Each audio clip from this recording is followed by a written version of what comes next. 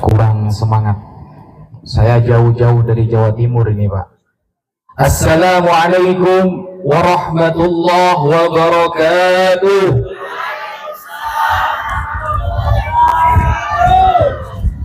Alhamdulillah, wassalatu wassalamu ala rasulillah Sayyidina Muhammad bin Abdillah wa ala alihi wa sahbihi wa man wala, amma ba'd.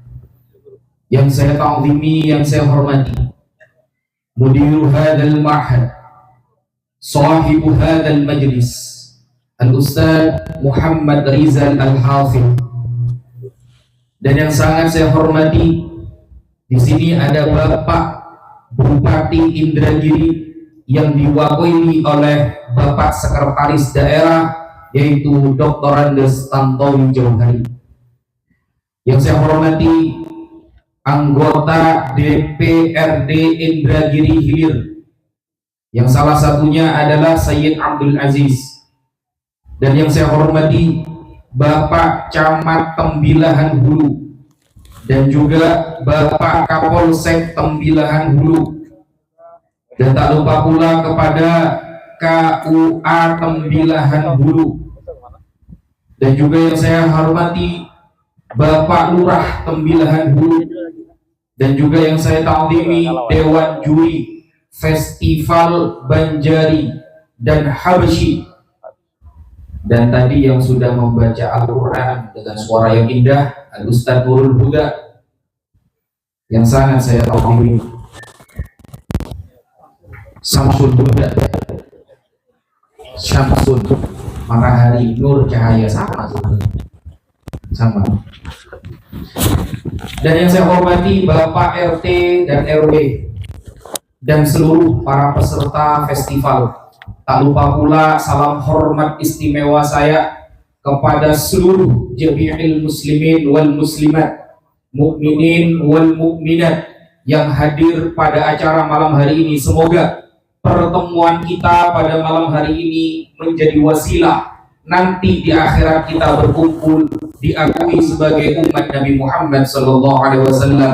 Semoga berkumpulnya kita di malam hari ini menjadi tanda amal ibadah kita di akhirat diterima oleh Allah Subhanahu wa Ta'ala. Seluruh amal baik kita diridhoi oleh Allah Subhanahu wa Ta'ala. Amin amin Allahumma amin.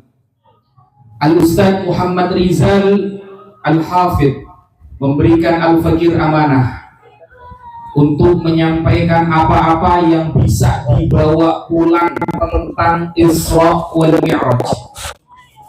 Isra wal Mi'raj.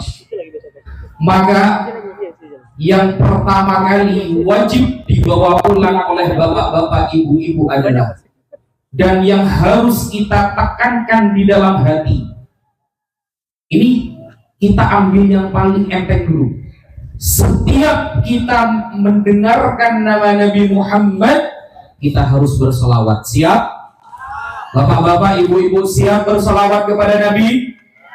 Setiap saya menyebutkan nama Rasulullah, otomatis kita harus wajib serempak mengatakan sallallahu alaihi. Siapa?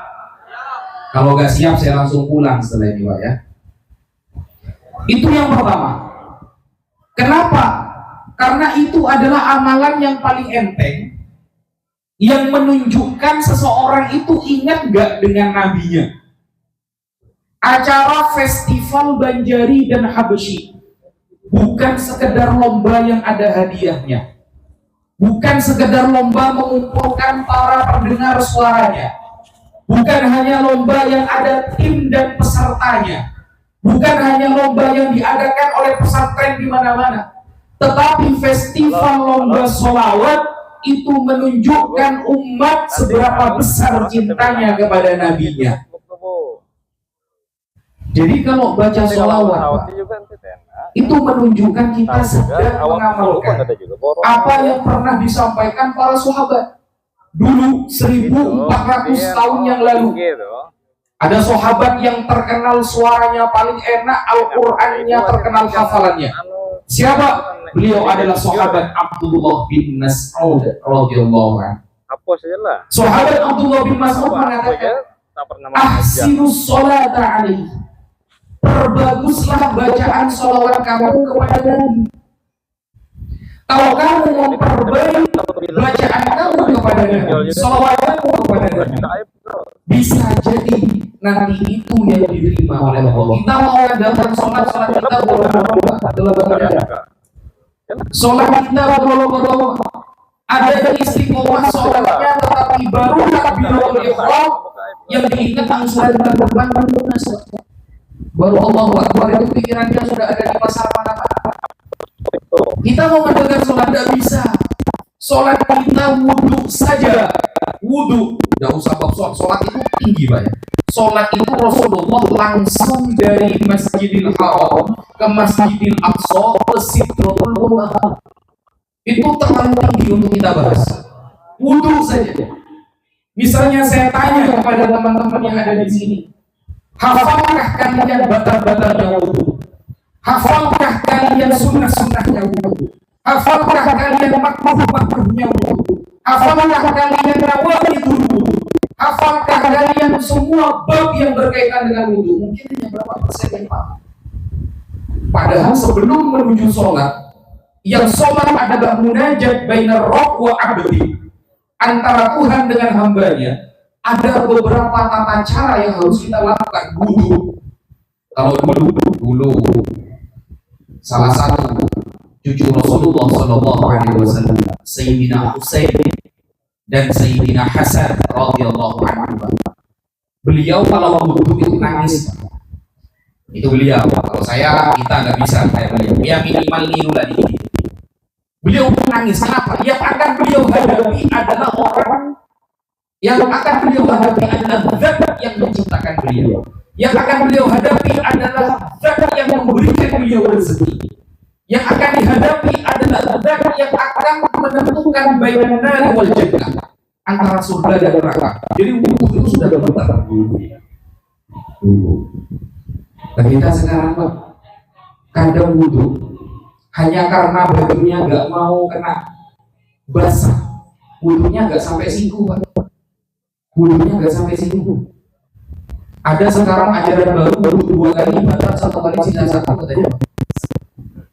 Ini ajaran dari mana? Kalau wudhu 3 kali batal tentu sisa 2 katanya. Ini ajaran dari mana, saudara? Nah, kita duduk saja belum paham maksimal itu. Lalu kita akan membahas sholat yang di saat itu sholat adalah pembicaraan antara Allah dengan hambanya. Sholat ini keren banget. Dulu nabi-nabi terdahulu, Imam An-Nawawi mengatakan di dalam salah satu kitabnya, sholatnya Nabi Isa alaihissalam itu maghrib. Ada sholatnya Nabi Ibrahim, ada sholatnya Nabi Musa. Itu sehari cuma sekali. Nabi-nabi terdahulu itu sholatnya sehari cuma 1 kali. Lalu semua sholat itu dikumpulkan, dimaksimalkan kepada umat Nabi Muhammad SAW. Saya nyebut nama Nabi yang sholawat cuma depan. Nah, semuanya dikumpulkan kepada umat Nabi Muhammad. Lalu ketika Nabi Muhammad pertama kali mendapatkan sholat itu, apakah jumlahnya 5? Tidak, 50. Pertama kali Nabi nyampe ke Sidratul Muntaha, malaikat Jibril tidak bisa lagi menemani Rasulullah, karena andaikan malaikat Jibril terus ke tempat pertemuan antara Allah dan Rasulullah, dia hancur. Maka hanya ada 2 sosok di sana, yang pertama Allah, yang kedua adalah Nabi Muhammad SAW. Setelah Nabi Muhammad mendapatkan perintah itu, apa kata Nabi Musa alaihissalam? Wahai Muhammad, umatmu tidak akan mampu sholat 50 kali sehari. Akhirnya dinegosiasi, nego sampai sisa 5 pun kita banyak yang bolong, Pak. Subuh jam 7 pagi. Saya pun kalau kecapean ya begitu. Kenapa? Kita manusia memang. Tetapi minimal kita kalau salah ngaku salah. Manusia sombong itu adalah sudah salah pakai dalil itu yang bahaya. Zaman sekarang itu sudah salah pakai dalil. Contohnya, contoh. Nanti setelah ini kan Ramadan, setelah ini Ramadan. Ada orang jam 7 pagi ngerokok di pinggir jalan di siang hari bulan Ramadan. Lalu misalnya kita nasihati, Pak, kalau merokok jangan di pinggir jalan, yang lain lagi puasa, di dalam saja. Nah, orang sekarang pakai dalil, saya kan pekerjaannya berat, saya kan kerja menjadi tukang, saya bekerja dulu ini. Itu namanya bukan pekerjaan berat, itu namanya menentang hukum Allah. Menentang. Kalau ada orang pekerjaannya berat tidak berpuasa, biasanya dia tidak kuatnya jam 11 zuhur baru kuat. Kalau ada orang pekerjaannya berat jam 7 pagi sudah menyalakan rokok di pinggir jalan, itu bukan gak kuat, itu namanya menentang hukum Allah. Nentang dia berarti. Rezeki dari Allah, hidup di buminya Allah, tidur di rumah dari rezeki Allah, nafas dikasih sama Allah, cara bersyukur diajari sama Allah.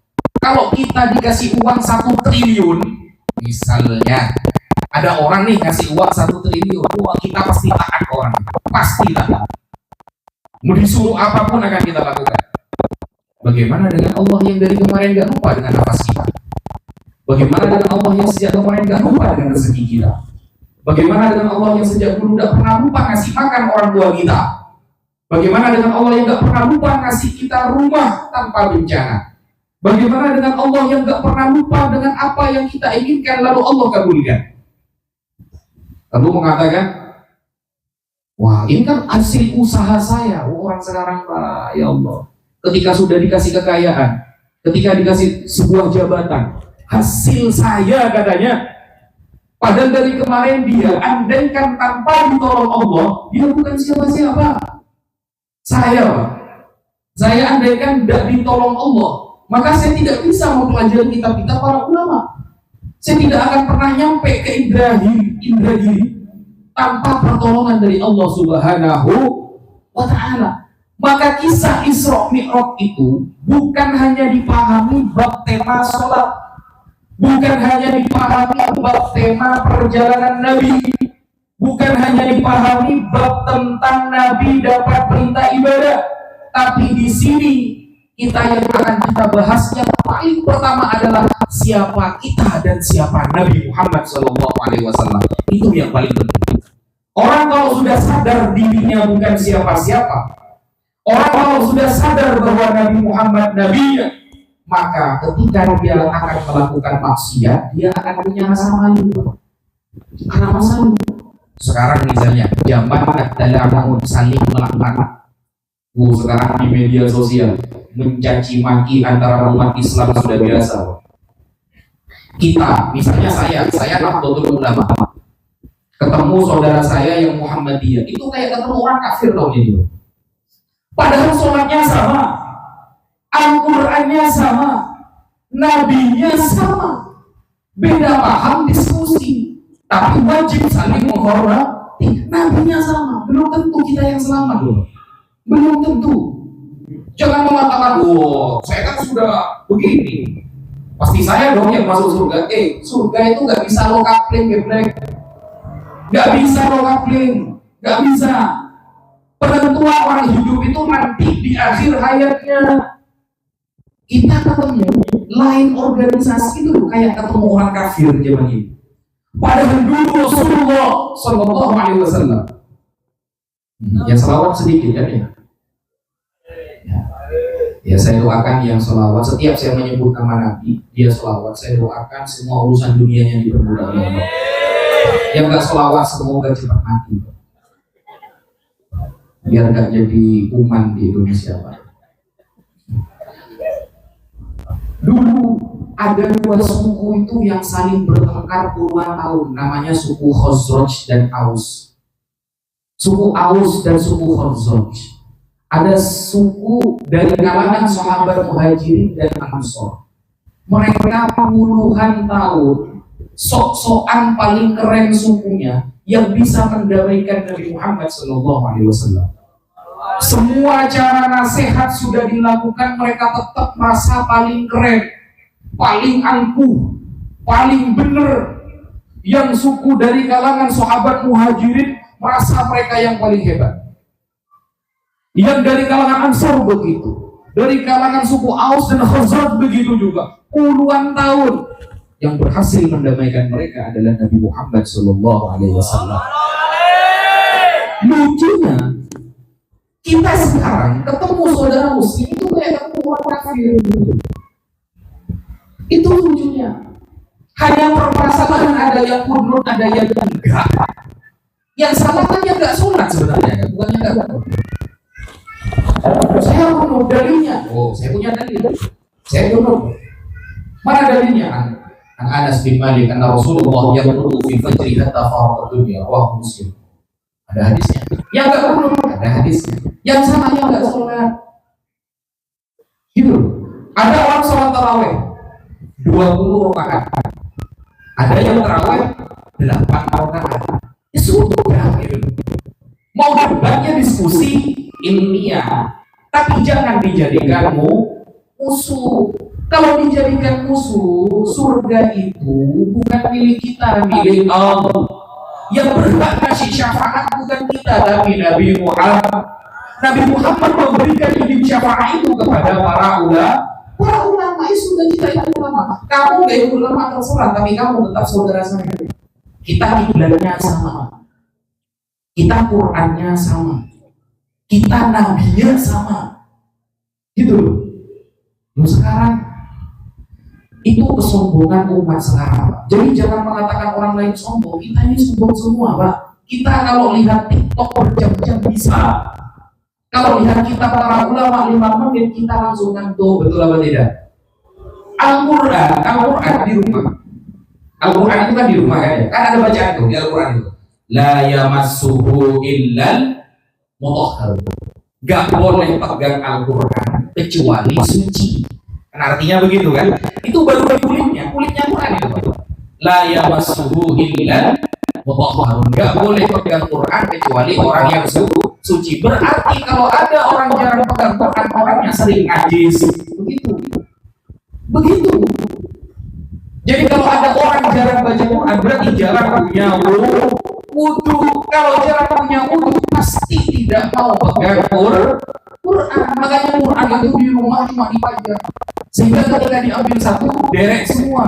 Kenapa? Gak pernah diambil. Nempel semua sudah bertahun-tahun. Ketika Ramadan baca Al-Quran, akhirnya semuanya dibaca mak wajib mutasil, mak tobi'i nggak laku di Indragiri. Semuanya dibaca mak wajib mutasil, panjang semua. A'udzu billahi minasy syaitonir. Padahal kata Rasulullah, iqra'ul Qur'an biluhunil Arab wa aswadiha. Bacalah Al-Quran dengan nada orang Arab dan suara orang Arab. Jadi kata Rasulullah, baca Quran itu pakai suara orang Arab. Jangan suara orang Betawi, jangan suara orang Madura dibaca A semua nanti. Jangan suara orang Indragiri dibaca A semua nanti. Tapi ada standar, apalagi zaman sekarang ada yang baca Quran pakai logam Jawa, itu nggak ikut aturan. Pakai nada Jawa, sholawatan sekarang ada yang pakai jukit-jukit sekarang. Ini mereka bingung nulisnya. Yang dibaca sholawat tapi orangnya bukan orang, yang dibaca sholawat tapi isinya orkesa, yang diundang via vale, kan susah. Malaikat jadi susah nulisnya, itu mau bikin sama. Lalu mengatakan loh, kalau sholawat tetap dapat pahala. Kata siapa? Kata siapa? Seperti itu. Jadi tujuan Isra Mi'raj itu tidak usah kita menjadikan tema sholat, ya. Itu sholat itu belum. Kita tahu dulu kita siapa, kita tahu dulu siapa Rasulullah, baru kita sholat. Sholat wajib setiap hari kita wajib sholat. Tapi sholat itu tidak akan pernah berpengaruh kepada orang yang tidak pernah tahu siapa dirinya. Ini saya ulangi. Sholat itu di dalam Al-Quran tanha 'anil fahsya'i wal munkar. Orang kalau sholat itu mesti baik.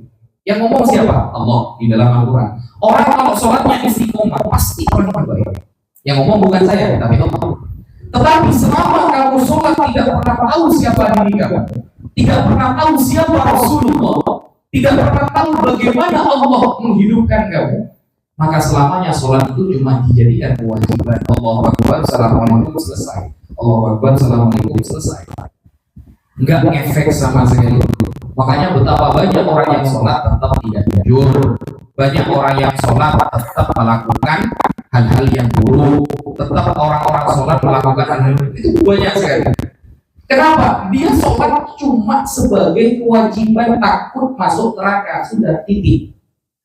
Dia tidak pernah merasa dari kemarin Allah ngasih saya makan, tugas saya cuma beribadah kepada Allah. Tugas kita di dunia itu bukan mencari dunia, bukan mencari dunia, Pak. Saya ulangi ya, tugas kita di dunia itu bukan memperbanyak dunia, bukan, tapi beribadah kepada Allah. Dan tiang dari ibadah itu adalah sholat. Sayati ala nasi zaman tumatu fihi sholat. Akan datang sebuah zaman sholat sudah mulai gak dikerjakan lagi. Itu maksimal. Awal-awalnya kata Rasulullah menyampaikan, la tunqadhanna amral islami urwatan. Sungguh ajaran Islam ini akan diputus satu demi satu. Ajaran Islam akan diputus satu demi satu.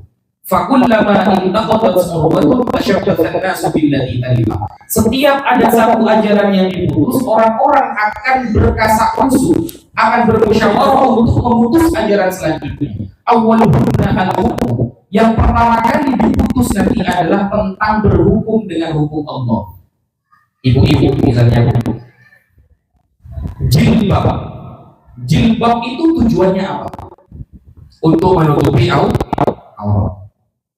Untuk meredam kesukaan lawan jenis. Jadi kepada lawan jenis kita menggunakan hijab, menggunakan jilbab, itu yang awalnya si laki-laki itu bisa memandang kita secara kotor, bisa memandang secara baik hijab. Nah, itu dulu tujuan Allah itu meredam. Tapi sekarang hijab malah jadi pesona. Tujuan Allah itu memberikan keamanan dalam berinteraksi, tapi sekarang malah hijab menjadi penarik. Tujuan Allah itu menutupi aurat, tapi sekarang malah membentuk-bentuk seperti aurat. Seperti itu. Dulu hijab itu dipakai tujuannya agar aman berinteraksi lawan jenis. Dulu. Tapi sekarang malah jadi pesona. Ada yang caranya begitu. Sampai 2 meter gitu. 2 meter. Rambutnya masih kelihatan di depan. Padahal inti hijab itu nutupi rambut. Nutupi rambut. Ada yang pakai hijab tapi pakai kaos. Nah, ini Islam sejati nih, Pak. Islam sejati. Pakai kaos. Sininya 3/4. Pakai hijab. Ke pasar pagi-pagi. Ini Islam sejati. Padahal tujuan Allah memerintahkan wanita menggunakan hijab. Kalau interaksi lawan jenis kamu aman. Begitu. Kalau kamu di sekeliling orang-orang yang buruk pikirannya, kamu itu bisa meredam. Tujuannya itu. Dan sekarang hijab jadi pesona, Pak. Dengan bentuk dan gaya-gayanya. Makanya orang-orang kafir itu yang benci kepada Islam, orang-orang kafir yang sangat benci kepada Islam, mereka gak nyuruh kita buka hijab, bukan. Tapi mereka akan memberikan hijab itu sebagai fashion. Sekiranya kamu menggunakan itu, kamu mengotori agama. Kalau orang kafir gak menggunakan hijab, itu bukan berarti mereka akan menyuruh umat Islam dan buka hijab, tidak. Tapi mereka akan menyiapkan bahan-bahan hijab, bahan-bahan jilbab yang sekiranya dengan menggunakan jilbab kamu mengotori agama kamu. Jadi hijab sekarang cuma jadi simbol, tidak seperti yang diinginkan oleh Allah sejak dahulu. Yang laki-laki, misalnya sekarang jam tangan. Jam tangan itu tujuannya apa? Jam tangan tujuannya apa, Pak? Melihat waktu. Orang kafir, jam tangan kan waktu nih, biar kita tahu waktu sholat. Yang paling penting jam itu kan sholat kan, untuk waktu sholat. Orang kafir gak diem, Pak. Ketika Allah mengatakan walan tardo angkal yahudu walan nasoro hatta tattabi'a millatahum. Orang kafir Nasrani dan Yahudi tidak akan pernah ridho kepada kalian sampai kalian masuk ke dalam agama mereka. Apakah ketika mereka gak ridho mereka diam? Oh, enggak. Mereka gak diam. Mereka akan menyiapkan jam-jam tangan yang harganya ratusan juta, lalu kamu membelinya, kamu akan berlomba-lomba untuk mencarinya. Padahal tujuannya sama, melihat jam. Tujuannya melihat jam agar kita ingat sholat. Begitu kan? Lalu dihadirkan jam tangan yang harganya ratusan juta. Kalian akan berlomba-lomba demi melakukan itu. Hilang. Seharusnya yang 100 juta bisa untuk membantu pesantren, bisa untuk membantu tetangga-tetangga yang lapar, bisa untuk membantu para santri yang lapar, bisa membantu ini. Kamu hanya dapat satu bahan produk orang-orang yang gak ridho sebelum kamu masuk agamanya. Seperti itu. Titel, misalnya title. Kita sekolah S1, S2, S3, dokterandes itu titel bagus. Maka orang umat Islam banyak yang mencari itu. Saya pun dapat hadiah disuruh milih S1, S2, apa S3. Dapat hadiah, gak usah kuliah. Di Jakarta ada universitas. Ketika itu semua buku-buku yang pernah saya tulis sejak 2016 saya ajukan, ternyata lolos, ternyata S3 pun gratis. Nah, titel itu jangan sampai kita jadikan Tuhan, Pak. Jangan. Itu hanya wasilah kita mau bantu orang, sudah cukup itu aja. Itu hanya wasilah agar kita bisa bantu umat Islam. Nggak lebih dari itu, Pak.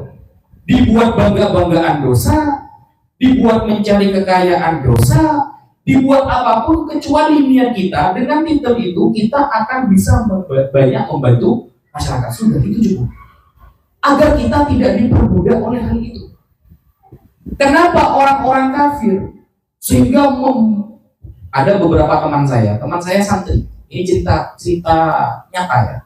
Teman saya santri, Pak. Dia bisa baca kitab di pesantren 10 tahun, sekarang murtad jadi orang Kristen. Murtad sekarang. Teman saya akrab, bisa baca kitab bahasa Arab enak. Alfiyah khatam, kitab tafsir khatam. Awalnya coba-coba, kok enak, lanjut. Awalnya dia pura-pura masuk ke universitas non muslim, belajar, akhirnya pacaran dengan cewek non muslim, akhirnya berzina. Setelah berzina minum khamr. Setelah minum khamr dia datang ke Israel, diajak ke Israel. Akhirnya pulang-pulang namanya sudah bukan Nasiruddin, tapi namanya Daniel. Cinta saya, ayo katanya. Saya bisa mentransfer kamu per bulan 10 sampai 20 juta. Yang penting ikut saya katanya. Matamu katanya. Makan dulu, saya butuh. Enak, ngomong tuh masih enak. Dia kaya raya sekarang. Dan tugasnya itu apa? Tugasnya itu mencari hadis-hadis yang bisa untuk menyerang Islam. Itu tugasnya. Dia itu tugasnya ada mencari hadis yang isinya untuk menyerang umat Islam. Sehingga umat Islam bisa saling saling adu argumen dan saling bermusuhan. Tugasnya itu. Sampai sekarang dia sudah gak tahu ada di mana. Itu. Apakah mereka diam ketika orang-orang kafir ini tidak suka kepada Islam? Ya tidak diam. Maka semua yang ada di dunia jangan dijadikan Tuhan, jangan. Bersyukurlah kepada Allah, kita sudah sehat. Bersyukurlah kepada Nabi Muhammad, kita sudah punya iman. Karena iman itu mahal, Pak. Iman itu mahal. Kita kalau bawa HP, bawa handphone ke pegunungan yang gak ada sinyal, mungkin menurut mereka handphone adalah perkara yang mustahil. Kenapa mustahil? Karena bisa menelpon orang dari jarak yang sangat jauh menurut orang pedalaman. Tapi bagi kita yang hidup di kota, handphone hal biasa. Begitulah dulu Rasulullah. Ketika Rasulullah Isra Mi'raj dari Mekah menuju Masjidil Aqsa, Masjidil Haram ke Masjidil Aqsa, ke Sidratul Muntaha, Rasulullah cerita kepada umat bahwa kemarin aku dipanggil Allah datang ke Masjidil Aqsa lalu ke Sidratul Muntaha. Apa reaksi orang-orang kafir? Oh, Muhammad sudah gila ini. Mana mungkin dia bisa ke Masjidil Aqsa dalam waktu satu malam? Mana mungkin dia dipanggil Allah ke Sidratul Muntaha dalam waktu satu malam? Tidak mungkin. Tapi apa jawaban sahabat Abu Bakar As-Siddiq radhiyallahu anhu ketika mendengarkan cerita yang mustahil itu di hadapan Rasulullah? Beliau mengatakan, "Shadaqta, engkau benar ya Rasulullah." Orang pertama kali yang membenarkan cerita Isra Mi'raj Nabi adalah Sayyiduna Abu Bakar As-Siddiq radhiyallahu anhu. Itulah kekuatan iman. Iman itu nggak dilihat tapi kita percaya. Pernahkah kita bertemu Rasulullah? Pernahkah kita menyapa kepada Rasulullah? Pernahkah dalam mimpi kita bertemu Nabi? Kan tidak pernah. Kita kan cuma dapat cerita bahwa Nabi itu orangnya baik, makamnya ada di Madinah, dulu sahabatnya namanya ini, putranya namanya ini. Kita mendengarkan cerita tapi kita percaya. Itulah mahalnya iman. Itulah mahalnya iman. Dan itu ketika bergeser sedikit saja di akhir zaman sekarang, kita bisa keluar dari Islam. Bergeser sedikit saja, kita mengatakan, benar nggak ya Rasulullah dulu ada? Itu langsung murtad. Benar nggak ya Allah itu menciptakan surga dan neraka? Itu kita langsung murtad. Kenapa? Berarti kekuatan iman kita melemah. Dan iman lemah itu karena apa? Karena jarang kumpul dengan orang soleh. Iman orang itu lemah bukan sebab orang itu jarang sholat, bukan, tapi jarang kumpul dengan orang soleh. Orang kalau sering kumpul dengan orang-orang soleh, dengan para ulama, dengan orang-orang baik, maka otomatis dia akan jadi baik. Sama seperti berkumpul dengan tukang jual parfum, maka kamu pun akan harum. Tapi ketika penjual parfumnya kamu khianati, maka dia akan pindah ke tempat yang lain, maka kamu tidak akan harum. Sama seperti Nabi. Ketika Nabi kita khianati, Nabi nyuruh sholawat, kita jarang sholawat. Sholawatnya kalau ada festival saja, kalau nggak ada festival nggak pernah sholawat di rumahnya. Sholawat kalau ada hadrohnya saja, kalau nggak ada hadrohnya nggak pernah sholawat. Ditanyakan artinya apa? Apa artinya? Nggak tahu, pokoknya seperti itu. Kalau bisa sholawat itu, resapi dengan maknanya. Resapi bahwa yang dibaca ini adalah manusia yang akan menyelamatkan kita nanti di akhirat. Yang kita baca, yang sampai diadakan lomba besar seperti ini, adalah acara untuk manusia yang akan mensyafaati kita nanti di hari kiamat. Acara yang kita adakan habis jutaan demi orang yang akan mensyafaati kita nanti di hari kiamat. Jadi gak rugi. Gak ada ceritanya Maulid Nabi itu rugi, mengadakan festival Banjari sampai habis jutaan. Kenapa kok gak rugi? Karena yang kita peringati orang yang akan ingat kepada kita ketika keluarga kita lupa dengan kita nanti di hari kiamat. Jangan kira orang tua kita akan ingat kita nanti di hari kiamat. Gak ada. Gak ada orang tua, anak, saudara, apalagi tetangga. Gak akan ingat kepada kita nanti di hari kiamat. Orang yang benar-benar ingat kepada umatnya hanya Nabi Muhammad SAW. Cuma itu saja. Cuma Nabi yang ingat kita, Pak. Orang tua kita, anak kita, tetangga kita, teman kita, semuanya akan lupa. Gak ada yang mampu menyelamatkan kita nanti di hari kiamat. Titel kita, jabatan kita, yang jadi ustadz, yang jadi kiai, yang jadi gus, bahkan yang jadi habib sekalipun tidak akan bisa diselamatkan tanpa syafaat dari Rasulullah SAW. Gak ada yang bisa. Mau apapun, siapapun kamu, kalau tidak mengikuti Rasulullah. Abu Jahal itu siapanya Nabi. Abu Lahab itu paman Nabi. Abu Lahab paman Nabi, bukan keturunan, paman. Tapi tidak beriman kepada Rasulullah, gak selamat. Sampai diabadikan di dalam Al-Quran namanya surah Al-Lahab.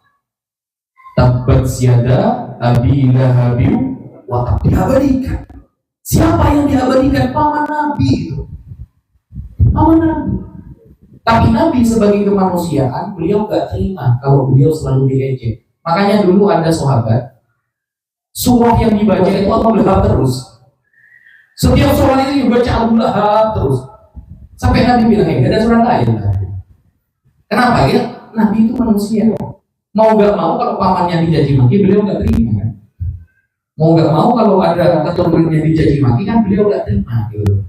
Karena beliau manusia biasa. Basyarun lah kan basyarun. Nah itulah. Tetapi siapapun kalian kalau tidak beriman kepada Rasulullah, apalagi nggak sholat, jangan harap Pak, kalau orang nggak sholat lalu nanti kumpul bersama Rasulullah, kalian mau ikut festival Banjari juara 1 sedunia akhirat pun kalau nggak sholat nggak bisa kumpul dengan Rasulullah, nggak bisa. Karena kata Rasulullah, inna awwala ma yuhasabul abdu min amalihi yawmal qiyamah as-sholat. Yang pertama kali diungkit oleh Allah nanti itu sholat. Kalau sholatnya baik, maka semua amalnya dianggap baik. Kalau sholatnya buruk, maka semua amalnya dianggap buruk. Kita terbalik, kalau datang ke kondangan kita pakai baju yang paling mahal, tapi menghadap ke Allah sholat pakai baju seadanya, betul apa tidak? Betul kan? Kalau datang undangan kita pakai baju yang paling mahal, Pak. Minimal samakan menghadap Allah dengan menghadap siapapun, minimal sama. Kalau baju menghadap orang yang kita muliakan harganya 500.000, seharusnya yang menghadap Allah juga minimal sama. Jangan ketika menghadap Allah biasa-biasa saja, baju seadanya, kadang baju kemarin dipakai, tapi menghadap orang yang dimuliakan pakai baju yang paling mahal. Kurang ajar tidak? Kurang ajar tidak, Pak?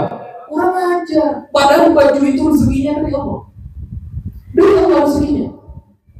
Kalau ketemu orang yang kita hormati, ketemu kiai, ketemu Gus, wow, dirapikan, pakai parfum segalanya. Tapi menghadap Allah, sejajahnya miring-miring, bajunya yang agak basah dipakai, sarung yang kemarin sudah agak bau dipakai. Itukah seorang hamba kepada Rabb-nya? Itukah akhlak kita kepada orang yang ngasih kita rezeki dari dulu? Nah, kalau kita merasa siapa kita dan siapa Allah, kita akan diterima sholatnya. Dulu di Pasuruan ada ulama namanya Kiai Abdul Hamid. Mungkin pernah dengar ya, Kiai Abdul Hamid Pasuruan. Beliau itu kalau sholat selalu menggunakan sarung yang paling mahal. Tapi kalau bertemu orang, apapun dia pakai.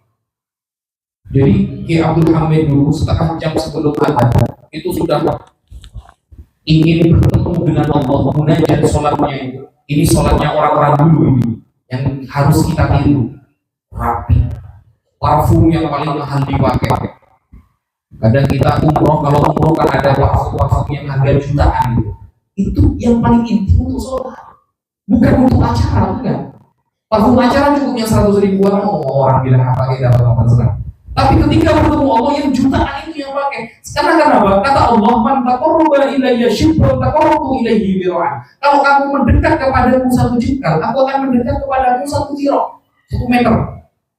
Jadi Allah itu zat yang maha paling ingin dicintai, Pak. Semakin kita cinta kepada Allah, Allah akan semakin cinta kepada kita. Tidak ada zat yang diminta terus, yang paling senang, semakin kita minta semakin senang, kecuali hanya Allah. Kecuali hanya Rasulullah SAW. Kita kalau minta ke Bapak Bupati misalnya, minta bantuan 1 kali, 2 kali, 3 kali oke. Tapi kalau berkali-kali pikir juga Bapak Bupati. Tapi kalau kepada Allah, semakin kita minta, beliau semakin senang, Allah semakin senang. Maka rezeki kita yang harganya jutaan itu pakailah ketika menghadap Allah. Festival menjadi mau sholawatan nih, mau sholawatan kita, pakai pakaian yang mahal. Begitu. Kenapa? Karena yang akan kita hadapi adalah Rasulullah yang kita baca Assalamualaikum, bukan Assalamualaihi. Assalamualaikum, keselamatan, rahmat, takdir kepadamu ya Rasulullah. Langsung seolah-olah kita menghadap kepada Rasulullah. Kata Rasulullah, man shalla alayya inda qabri uqlitu. Orang yang membaca selawat di samping kuburanku, aku pasti tahu. Pasti diberitahukan kepadaku. Man shalla alayya min du'i bin sami'tu. Barang siapa yang bersalawat kepada dari jarak yang paling jauh, kata Rasulullah, aku pasti mendengar. Rasulullah itu manusia yang tidak bisa ditabirkan. Makanya tadi di situ turun Di situ turun yang dibaca itu ada bacaan apa? Inna fatahna laka fatham mubina. Kenapa kita baca inna fatahna laka fatham mubina? Minta agar hati dan otak kita dibuka oleh Allah. Karena yang setelah kita baca itu, setelahnya adalah manusia yang gak masuk akal yang akan kita bahas. Yang kita bahas adalah manusia yang gak masuk akal. Nggak ada yang masuk akal di dalam diri Rasulullah. Nggak ada manusia yang bisa menyelamatkan siapapun kecuali hanya Rasulullah. Ketika semua umat bingung mau minta pertolongan Nabi Adam, semua umat manusia bingung mau minta pertolongan Nabi Ibrahim, semuanya angkat tangan kecuali hanya Rasulullah mengatakan, ha analah, ya aku yang bisa mensyafati kamu. Keren, Nabi kita paling keren, lahir di kota yang paling keren, Mekah. Makanya saya heran Pak, kalau beli HP kadang bisa harga jutaan, beli HP iPhone harga puluhan juta bisa, tapi umroh gak bisa. Ini kan gede. Beli HP iPhone berani ngansur, pakai angsuran berani. Setiap bulan 1 juta bayarnya. Tapi umroh gak bisa, gitu. Kok bisa? Ada wisata ke Cina misalnya, wisata ke Israel. Kalau ke Israel lah bilang ya, jangan ke Israel lah, kemana gitu ya. Wisata nabung itu semangat, tapi gak pernah nabung buat haji. Padahal kalau Islam nomor 5 buat haji. Kita berhaji, gak mampu ketika Allah yang nyuruh, tapi ketika manusia yang ngajak langsung mampu. Itulah kita yang selama ini lalai kepada Allah. Itulah kita yang kalau jam 2 malam Liverpool melawan Manchester United kita tunggu. Kamu pilih mana? Liverpool. Saya pilih Manchester United. Sampai jam 2 malam ditunggu, Pak. Subuhnya kelewat itu, Pak. Bayangkan, lebih mengidolakan pemain bola daripada waktu yang diberikan oleh Allah untuk ibadah. Bukan kebalik-balik sekarang. Kebalik-balik. Idola kita, artis kita itu bukan artis Korea, Pak, yang awalnya pura-pura menjadi CEO, ternyata dia orang kaya katanya. Kan ada film-film kayak gitu kan. Sebenarnya dia adalah CEO. Saya juga mengira ayah saya CEO aslinya, tapi tidak ngaku-ngaku sampai sekarang gitu. Saya masih bersyukur ini. Mungkin suatu saat ngaku ayah saya gitu. Gara-gara sering nonton film Korea. Jadi pikiran kita itu sampai suaminya istrinya aja kan. Istri saya CEO ini sih kan gitu. Beliau gitu. Idola saya, idola kita, bukan saya. Idola kita ini seharusnya bukan pemain bola, tapi sahabat Rasulullah. Itu cuma kita jarang sih baca sahabat Nabi. Kita jangankan baca, beli buku sirah Nabi aja kita males, Pak. Padahal di Shopee buku sirah Nabi gak sampai 1 juta. Handphone kalian berjuta-juta, tapi bedakan pahalanya. Beli handphone jutaan dengan buku sirah Nabi cuma 200 ribuan, disimpan di rumah selama kalian menyimpan itu, kalian dapat pahala. Kenapa? Menunjukkan kita pengen tahu, kepo kepada cerita-cerita sahabat Nabi. Cinta enggak kepada Nabi? Cinta. Sayang tidak kepada Nabi? Sayang. Coba sebutkan nama anak-anak Nabi siapa saja. Bang Abloh langsung. Ustaz, karena saya kira anak Nabi awalnya itu CEO, Ustaz. Sangat ngawur sudah. Diomongin ke sana, ngomongnya begini. Apa tahu? Putri Nabi siapa saja? Gak ada yang tahu, Pak. Ini katanya cinta kepada Nabi, anaknya gak tahu. Katanya cinta kepada Nabi, istrinya gak tahu. Katanya cinta kepada Nabi, sahabatnya gak tahu. Ya itulah kita. Seharusnya artis kita adalah sahabat Rasulullah. Itu artis kita. Karena yang bersamai Nabi ketika hijrah ke Madinah, Sayyidina siapa? Abu Bakar As-Siddiq. Mekah Madinah itu ratusan kilo, Pak. Mekah Madinah ratusan kilo. Lebih jauh daripada saya kemarin dari Jambi ke sini. Saya kemarin ya Allah, nyampe bandara Jambi itu maghrib, nyampe sini hampir subuh, Pak. Nyampe subuh. Padahal saya sudah bawa teman saya ini kalau nyupir sudah gak ada remnya, Pak. Dia kalau nyupir, kamu yang nyupir, karena dia kemarin panitianya itu yang nyupir lambat. Ini kecepatannya cuma 60, 80, 60, ini kapan nyampe nya? Akhirnya saya nyuruh teman saya nyupir, Mas Iqbal supir katanya. tikungan pun nggak keren. Karena udah nyampe. Saya nggak mau tidur yang dilihat lapas ini. Bawa tidur yang dilihat. Ini kapan nyampe-nya? Itu perjalanan Nabi dari Mekah ke Madinah itu lebih jauh daripada saya dari jam di sini. Saya di rumah hafalkan hadis 50 yang sini 35. Jatuh semua di jalan yang bolong-bolong.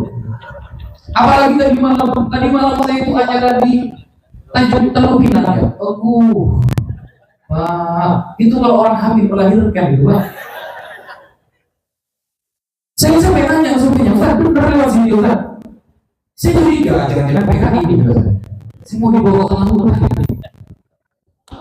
Gak ada suara apapun, cuma suara walid yang lewat Pak. Ini kalau malaikat Israel lewat sini bahaya kata. Alhamdulillah ternyata masuk Allah kebun sawit puluhan kilometer ada kota namanya Tembilahan. Alhamdulillah ternyata ada kota di sini. Ada kehidupan. Keluar dari hotel saya nyari Indomaret. Itu berapa ratus kilo saya nggak ada. Ada seperti Indomaret tapi tidak ada namanya. Jangan-jangan di sini pakai mata babi semua. Tulisannya pun nggak ada. Tapi di dalam Indomaret tadi tulisannya nggak ada. Ini dunia penuh tipu-tipu memang. Aneh saya pertama nyampe ke sini, Pak. Tapi alhamdulillah orangnya masya Allah ya. Pengajian ramai di sini. Kalau tidak dibagi pengajian, Pak, ya Allah, yang jualan homer banyak, yang karaoke banyak. Kalau tidak dibagi acara-acara seperti ini kiamat di sini. Di Jakarta itu tempat HIV terbesar di Indonesia. Nomor 2 Bekasi, nomor 1 Jakarta, nomor 2 Bekasi. Saya sudah keliling dari NTT sampai paling ujung timur dari barat itu sudah. Saya sudah selama hampir 4 tahun ini keliling Indonesia terus sampai insya Allah tahun depan ke Kanada.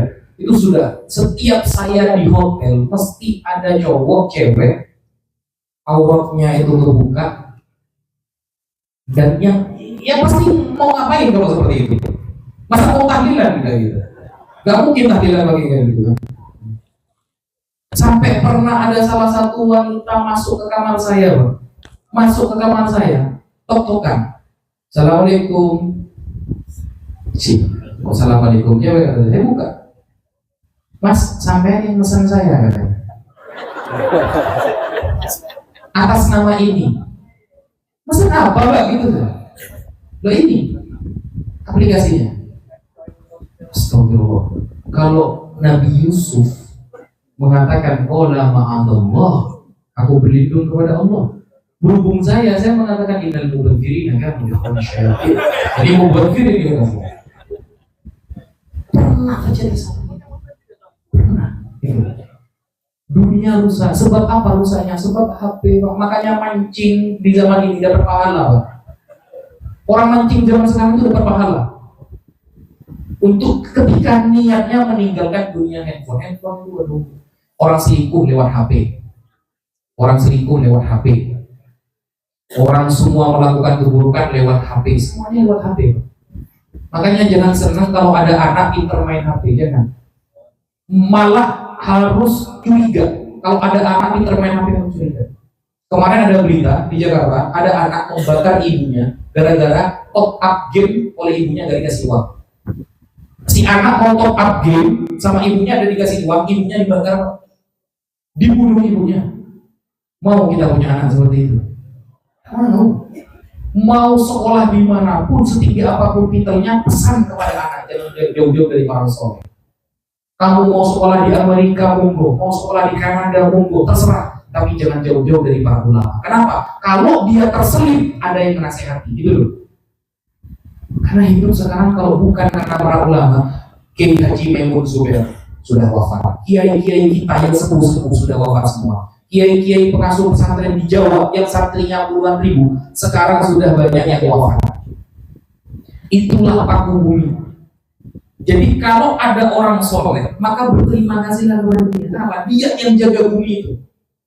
Sebab ada dia bencana bisa jadi gak jadi. Kata siapa? Bukan kata saya. Di dalam Al-Quran ada surat Di dalam surah Al-Anbiya Allah menyampaikan, "Walaqad katabna fi zabur min ba'di dzikr annal arda yarithuha ibadiyas salihun." Telah kami catat secara jelas di dalam kitab Zabur. Zabur berarti kitab sucinya Nabi. Zabur kitab sucinya Nabi. Siapa Nabi Fir'aun tadi? Nabi Dawud. Nabi Dawud. Wa ataina Dawud zabura. Nah, sejak di kitab Zabur Allah telah mencatatkan bahwa bumi ini, kata Allah, aku wariskan untuk hambaku yang soleh. Yarithuha ibadiyas salihun. Al-Quran yang ngomong, bukan hadis. Al-Quran. Bumi ini aku wariskan untuk hambaku yang soleh. Maka yang pantas disebut pribumi, menurut Allah, yang disebut pribumi adalah orang-orang yang soleh. Kita hakikatnya numpang kepada orang-orang yang soleh. Orang solehlah itu yang diridhoi oleh Allah di buminya. Karena ini bumi Allah yang soleh ini. Maka seperti apapun kalian belajar, kemanapun kalian sekolah, jangan jauh-jauh dari orang soleh. Tanpa orang soleh, kita akan hilang imannya. Yusbihu mu'minan wa yumsi'u kafiran. Banyak orang sekarang pagi masih Islam, sore sudah kafir. Tuh. Makanya saya tadi sebenarnya tadi saya mau nanya kepada Ustadz Muhammad Rizal. Ustadz, ini ceramah apa ada tanya jawab, Ustadz? Ceramah. Saya lebih suka ada tanya jawab sebenarnya, biar ada interaksi. Tapi kalau kata Ustadz Rizal ceramah, ya sudah, berarti saya ngomong sendirian. Kalian harus setuju yang saya omongin. Karena ini temanya ceramah. Saya sebenarnya lebih suka interaksi. Tapi kalau interaksi itu gak enaknya apa? Gak enaknya saya menerangkan Isra Mi'raj, orang-orang nanyanya masalah riba, masalah hukum hutang, kemana-mana gitu. Dan sekarang sudah mulai pesantren dikritik, Pak. Dikritik oleh media nasional. Kemarin kan ramai kan, Trans 7 mengkritik pesantren Lirboyo. Bayangkan, pesantren Lirboyo itu sudah menjadikan alumninya banyak yang menjadi ulama. Trans 7 terang-terangan mengkritik pesantren yang umurnya berabad-abad. Bayangkan, gak ada saya pernah dengar TV nasional mengkritik tukang jual homer di pinggir jalan. Gak ada. Saya gak pernah dengar Trans 7 mengkritik pantai Kuta Bali, tempat buka aurat dan perzinahan. Gak ada. Kenapa kok sekarang pesantren yang dikritik? Itu kita harus paham. Berarti di belakang itu sudah ada orang-orang yang benci kepada Islam, ingin menghancurkan pesantren. Kalau gak ada santri, Pak, kita mau beli le mineral. Yang pertama kali kita lihat apa dari le mineral ini? Logo halal. Siapa yang bisa menentukan halal dan haram kalau bukan santri? Bisa. MUI itu alumni santri semua. Ketua MUI alumni Sidogiri. Ketua Nahdlatul Ulama Kiai Haji Miftahul Akhir alumni Sidogiri. Rois A. Kalau bukan tidak bisa. So, sekarang ada oknum-oknum yang mulai mensoroti pesantren seolah-olah pesantren mengajarkan pedofilis, mengajarkan feodal. Ada santri dijadikan budak oleh kiai. Santri itu takdim kepada kiai, bukan jadi budak, bukan. Yang jadi budak itu sekarang adalah ketika ada orang kaya, orang miskin yang jadi budak. Itu tema feodalisme. Karena tema feodalisme itu kekayaan, jabatan, lalu ada yang dijadikan budak. Bukan yang dijadikan santri, bukan. Sekarang diangkat seolah-olah pesantren sekarang mengajarkan santri dijadikan budak oleh kiai. Bayangkan ratusan tahun pesantren, kalau tidak ada santri, yang pertama kali ditulis di Pancasila bukan ketuhanan yang Maha Esa, bukan. Itu hasil musyawarah dengan para ulama dulu pemerintah. Kalau bukan nggak ada kiai nggak jadi seperti itu. 5 sila kita itu isinya di dalam Al-Quran itu. Darinya Al-Quran semua. Kalau bukan ulama nggak bisa. Itu adalah musyawarah antara pemerintah dan para ulama dulu ketika memerdekakan umat yang ada di Indonesia. Lalu sekarang pesantren sudah dikritik. Seolah-olah kamu kalau ada di pesantren mau kerja apa? Nanti kamu makannya gimana kalau jadi santri? Kalian belum tahu pesantren Sidogiri. Pesantren Sidogiri itu termasuk pesantren terkaya di Indonesia. Kalau ada minimarket namanya Basmalah, itu sejawa sudah beratus tahun. Itu murni milik pesantren. Milik pesantren Sidogiri. Tebang punya. Saya yang udah Sidogiri 1 tahun biayanya cuma 1 juta. Itu saya sakit mau minum obat itu gratis. Gratis, cuma 1 juta setahun. Tapi kekayaannya Masya Allah. Minimarket mana yang nggak tahu Basmalah? Kalau ada Indomaret ada minimarket, Indomaret nggak ada. Kenapa? Harganya jauh. Basmalah itu harganya jauh. Apakah semua santri tidak bisa kerja kalau di pesantren bertahun-tahun? Ya jangan seperti itu.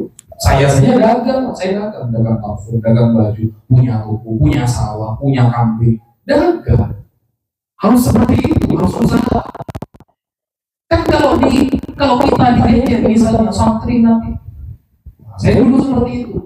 Seolah-olah kalau kumpul dengan orang-orang yang cinta dunia ini, ya, gak punya titel seperti itu. Gak boleh seperti itu. Seharusnya sekarang ini antara yang sekolah dengan yang pesantren harus saling mendukung. Kenapa? Kita jangan dipecah belah. Indonesia itu gak bisa kalau santri saja isinya, gak bisa. Kalau yang sekolah saja gak bisa juga. Maka semuanya harus bersama. Makanya Indonesia itu paling mudah dipecah belah. Kenapa? Kita orangnya baperan atau baperan. Kita itu baperan. Giliran orang lain dikritik, kita itu senang. Giliran dirinya yang dikritik, kita marah-marah. Seperti itu. Selama tontonan kita tidak bisa menjadi tuntunan, maka kita tidak akan bisa menjadi orang yang baik. Saya ulangi, selama yang kita tonton belum bisa menjadikan kita sebagai tuntunan, maka kita akan sulit menjadi orang baik. Rubahlah kebiasaannya. Yang dulu lihat film Korea, sekarang lihat film Sayyidina Umar. Ada film Sayyidina Umar. Yang dulunya suka lihat film Indonesia atau Indonesia, yang filmnya ada naga kemana-mana, yang gak masuk akal sekali itu masuk semua di Indonesia. Dirubah diri sedikit. Tontonlah Ustaz Abdul Somad, tontonlah beberapa penceramah yang baik-baik. Selama kita tidak berubah kebiasaan kita, maka kebiasaan baik tidak akan bisa menjadi apa yang kita biasakan. Mungkin itu yang bisa Al-Bahir sampaikan. Semoga urusan dunia kita diberkahi oleh Allah. Semoga kita semuanya husnul khotimah. Semoga semua yang ada di sini wafat dan nanti di akhirat diakui menjadi umat Rasulullah. Semoga sholawat kita, festival Baduri yang saat ini diadakan sampai selesai ditutup oleh Bapak Tantowi barusan diridhoi oleh Allah dan Rasulullah, dan menjadi catatan amal ibadah kita. Minimal suatu saat di akhirat kita pernah berpartisipasi untuk memuji Rasulullah yang isinya adalah sholawat. Semoga semuanya diterima oleh Allah, sholat kita diterima oleh Allah, lancar rezeki kita semuanya. Yang punya hutang, semoga Allah lunaskan hutangnya, dan semoga setelah lunas gak hutang lagi. Ala hadhihi wa ala kulli niyatin salihah ala mana wa salafun salih bi barakatil Fatihah.